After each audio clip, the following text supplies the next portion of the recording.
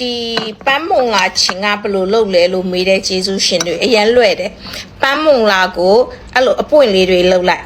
ရေစေးလိုက်စားနဲ့ရေစေးထားလိုက်ပြီးတော့လို့ရှိရင်အချင်းတမြာဒီအချင်းညက်ထက်အချုံမိုးစားထက်နန်နန်ပင်ထက်ငုတ်တီစိမ့်ထက်အဲ့ဆိုရင်ရပြီးအရန်စားကောင်းတဲ့ဒီအရွက်အချင်းတုပ်လေးဖြစ်သွားပြီးစားကြပါအောင်ရှင်တကယ်အရန်စားကောင်းတာ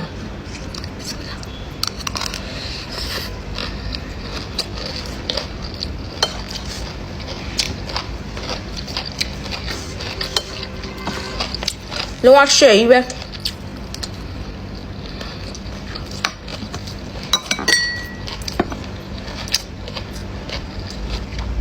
ရေနွေးနဲ့ပြုတ်ဆက်မလို့ဘူးနော်အဆိုင်ကိုပဲတုတ်ပါ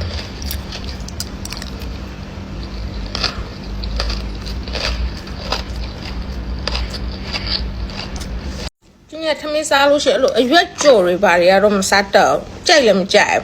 အဲ့မစားဖြစ်ဒါပေမဲ့ဒီလိုအရွက်အစိမ်းတုပ်ဆိုတော့ကြင်ကြိုက်တာ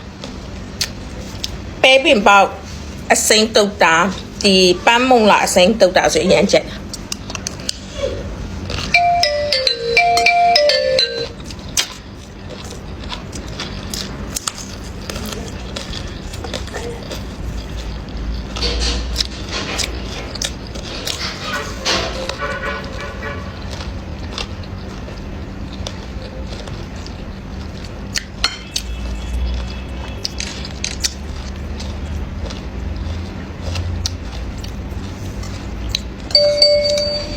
အရွက်ကြွမ်းချင်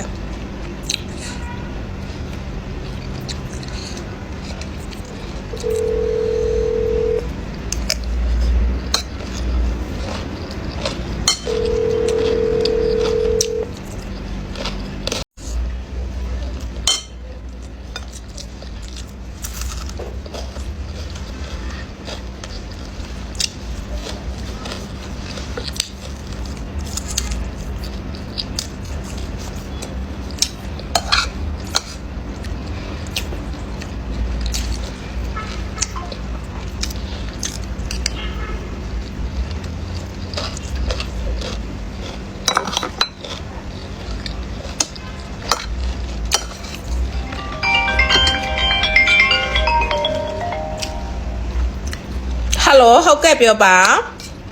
ဟုတ်မိုင်လေပစ္စည်းလောက်ကိုလေးရလားမိုင်ဟုတ်ရပါတယ်ရှင်ရတယ်နော်မတော်လမ်းကားတဲ့ထိပ်က MK Tower နော်မိုင်ဟုတ်ပါတယ်ရှင်ဟောမကျွန်တော်ဖုန်းဆက်ပေးမယ်နော်မိုင်ဟုတ်ကျေးဇူးပါဟုတ်မိုင်